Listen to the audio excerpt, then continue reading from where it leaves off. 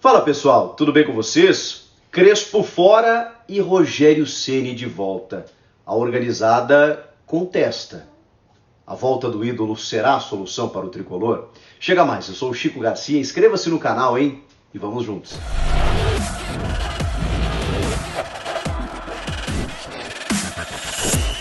Não dá para dizer que por essa ninguém esperava, porque era uma questão de tempo para o técnico argentino Hernan Crespo deixar o tricolor paulista. A gente já estava imaginando, eu estava preparando inclusive um vídeo no dia de hoje, de que o Crespo vivia dias decisivos no comando do São Paulo. Uma derrota diante do Ceará já poderia abreviar o trabalho. Depois, na segunda-feira, um clássico pela frente, né, contra o Corinthians no Morumbi, fatalmente uma derrota para o principal rival dentro da sua casa, também culminaria numa derrota. O Crespo já foi segurado por um fio e depois de vários jogos, né, depois de várias partidas, inclusive houve uma reunião no Morumbi com a cúpula São Paulina para decidir, não, pelo menos até o clássico contra o Santos ele fica. E aí depois do clássico contra o Santos, os resultados continuaram sendo ruins, mas especialmente o desempenho, né? O desempenho do São Paulo é que chama a atenção. 5 empates seguidos, o São Paulo iria, se empatasse mais uma vez, para o seu 6º empate consecutivo, o que nunca havia acontecido na história do clube. Para vocês terem uma ideia, né? Claro que o título paulista segurava muito o trabalho do Crespo e também o coordenador técnico Muricy Ramalho. Na verdade, Muricy, inclusive, né, foi o único treinador do século, pelo que eu me lembro, que começou uma temporada e terminou no São Paulo. Desde 2012, são 22 treinadores que passaram pelo clube. É muita coisa, né? O Muricy terminou as temporadas de 2007, 6, 7, 8, quando ele foi tricampeão brasileiro, e depois em 2014. Ele começou e terminou a temporada. Todos os outros não conseguiram o mesmo feito. E aí, o Hernan Crespo, que começou muito bem no São Paulo, né? Por conta daquele paulista um pouco até atrapalhado, com jogos de 2 em 2 dias, mas ele tendo que se dividir com a Libertadores, e talvez esteja ali o problema, porque o São Paulo teve um desgaste físico ali sobrenatural, e a conta foi sendo paga no segundo semestre.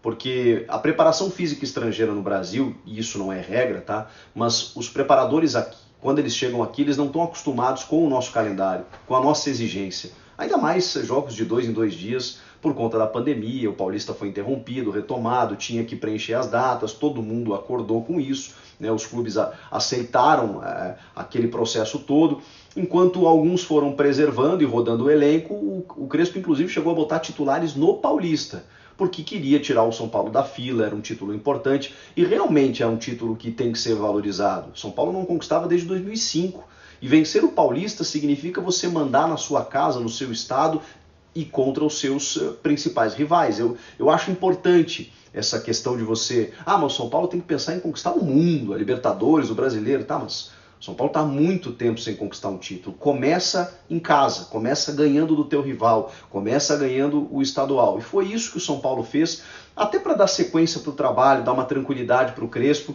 Só que aí uma série de fatores, né, aconteceram nos bastidores do clube. A saída do Daniel Alves também foi uma coisa muito conturbada. Jogadores em final de contrato, com protestos dos empresários, né? Semana passada foi o Orejuela reclamando publicamente que o seu jogador tinha que atuar e tudo mais, porque mesmo ele estando à disposição, o Crespo optava pelo Igor Gomes improvisado na lateral.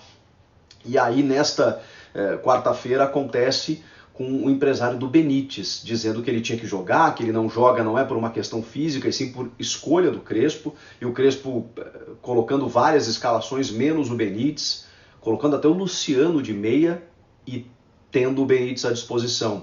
Mas o Crespo sempre disse nas coletivas que o Benítez não tinha 100% da sua condição física. Bom, aí temos um problema, porque se o Benítez começar a aparecer agora jogando e jogando bem, jogando 90 minutos, bom, aí tinha uma escolha pessoal específica do Crespo sobre esse jogador. Se ele não conseguir jogar dando conta, né, dos próximos jogos, a gente vai saber que o Crespo tinha razão, de que realmente o argentino não estava na sua melhor condição física. Só que aí a gente tem vários problemas a serem corrigidos, né, fora das quatro linhas que estão nos bastidores e que a diretoria não teve habilidade para tal. Há um problema na preparação física, há um problema no departamento médico em recuperar os jogadores, há digamos, um déficit físico em relação ao que foi feito no primeiro semestre para que o clube conquistasse o Paulistão. Qual o problema do grupo de atletas em relação às escolhas do Crespo? Realmente há um descontentamento entre esses jogadores? Faltou um pulso maior da diretoria para tentar interferir nesse zum zum zum por aí. Agora, o que a gente estava vendo nos últimos jogos do São Paulo, afora esquemas táticos ou escolhas do treinador, era uma apatia. E isso, para mim, me parece muito claro que é algo diretamente ligado ao comando técnico. Porque, para mim, o que derruba treinador, e eu até falei com vocês aqui recentemente, muita gente falou, contra o Fortaleza, se ele cair na Copa do Brasil, ele pode ser demitido. Eu tinha a impressão que não só porque o Júlio Casares naquele momento garantiu o Crespo, e isso realmente não significa nada, acabamos de ver isso, mas eu sabia que ali ele não ia fazer isso. Até pela defesa pública que o presidente fez do treinador, e também porque uma eliminação na Copa do Brasil, não que fosse algo natural, mas está dentro do processo, ainda mais contra o Fortaleza, que é um time que faz uma temporada brilhante, então você aceita, digamos, essa situação. Agora, no Brasileiro, se o time flertasse com a zona do rebaixamento, eu falei para vocês, realmente isso faria com que a situação do Crespo se tornasse insustentável. Agora, eu não imaginava que fosse hoje. Aliás, ninguém imaginava. Tinha uma reunião marcada com a cúpula São Paulina, como de praxe vem acontecendo, mas ninguém imaginou que ela fosse para demissão. Demissão, na verdade, com um neologismo agora, né? com uma metáfora praticamente, né? O tradicional comum acordo, que já entrou para o folclore do futebol brasileiro. Por quê? Porque se demitir não pode mais contratar. Um segundo profissional, no caso, né? Poderia contratar mais uma vez, mas vejam que o São Paulo já está se precavendo de não, comum acordo, porque se contratar outro pode demitir também. Todos os técnicos estão saindo, ninguém mais é demitido, né? Todos estão saindo em comum acordo, para não burlar a nova regra da CBF de que você não pode demitir duas vezes na mesma competição. Vejam só. Ninguém imaginou que essa reunião fosse definir pela saída do Crespo. Mas, pelo que eu colhi nos bastidores, o Crespo também tá de olho em voltar para a Argentina, estava descontente com algumas coisas, mas, de novo, né, assim como eu falei em relação ao Grêmio do Filipão, se o dirigente tem convicção no trabalho, mesmo que o treinador esteja inclinado a sair, mesmo que a situação não seja das melhores, e você entende que o problema não está exatamente no técnico, essa é a hora do dirigente bancar, segurar, confrontar os atletas, porque a responsabilidade tem que ser dividida. É muito por conta dessa diretoria também, que precisa ser um pouco mais presente quando a situação não está boa. Então, essa diretoria também precisa assumir responsabilidades. E os jogadores, né? Os jogadores, me parece, que não estavam comprando mais a ideia do Crespo. A atuação do time, ela estava modorrenta, devagar, e isso normalmente derruba técnico. Bom, o Crespo saiu, não é mais o técnico do São Paulo, até deixa o clube com um aproveitamento interessante de 57%, talvez muito por conta do primeiro semestre, mas com exceção desses últimos resultados, aí, né, 5 empates seguidos e uma queda na tabela, 3 pontinhos da zona do rebaixamento. Tirando isso e todos esses problemas extra-campo que a gente citou, o aproveitamento até que era interessante. E é um cara com boas ideias, é um cara vivido no futebol, é um cara que a gente conhece, né, a trajetória como atleta, ainda como treinador está começando, mas já tem um título com Defensa e Justiça, já tem um título com o São Paulo. Acho que ele é promissor. Talvez volte em algum outro momento. Curiosamente, no mesmo dia, o São Paulo anuncia o Rogério Ceni. Não sejamos ingênuos, né, de que isso talvez já tivesse sido costurado antes do anúncio da saída do Crespo para o anúncio do Rogério Ceni.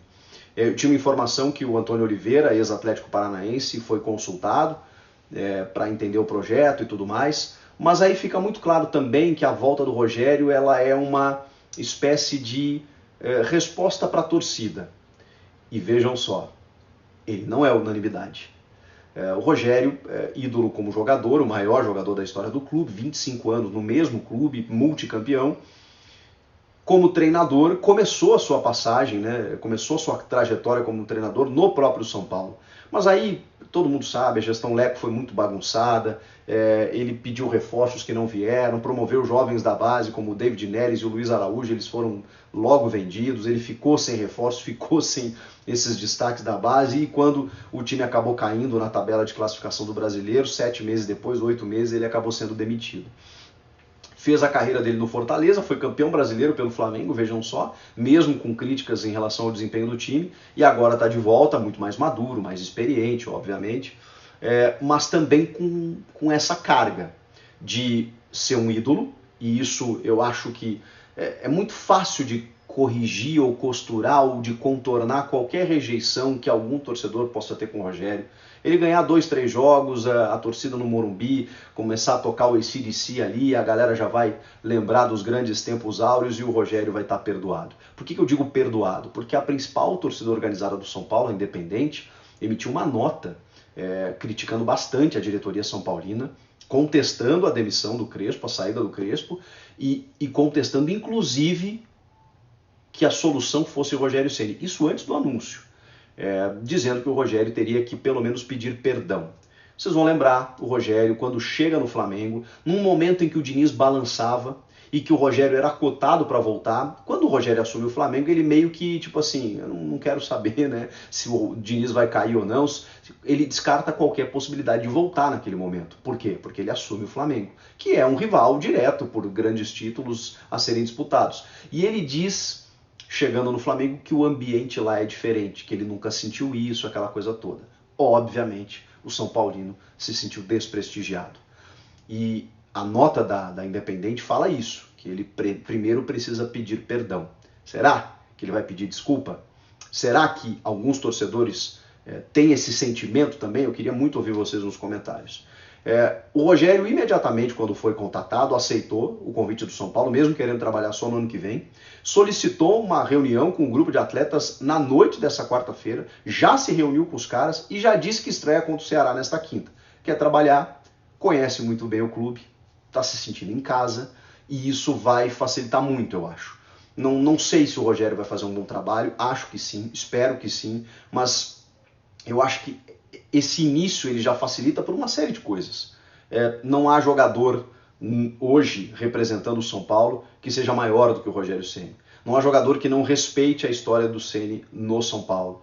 Então o Ceni já chega com um cartaz, ele já chega com um know-how, uma moral, ele já chega com um respeito que qualquer outro treinador não teria. Isso funciona muito no início. Depois, o que vai sustentar a permanência dele é o trabalho. E esse trabalho a gente já sabe que o Rogério tem condições de mostrar, porque já fez isso no Fortaleza e no Flamengo especialmente. E agora vai poder desenvolver isso no São Paulo. Tem outros problemas acontecendo no São Paulo, fora de campo, de denúncias e problemas nos bastidores que a gente sabe, e o Rogério tem a capacidade e a possibilidade de blindar tudo isso. Se ele vai conseguir, a gente não sabe. Mas ficou muito claro que a decisão da diretoria foi de trazer um cara exatamente para isso, para blindar, para ser o escudo de qualquer outro zum, de qualquer outra interferência que possa haver no comando do clube. O Rogério hoje vai ser o símbolo do São Paulo, e ele que vai tentar reconduzir o time para um melhor desempenho, né? Consequentemente, isso vai fazer com que o time suba na tabela.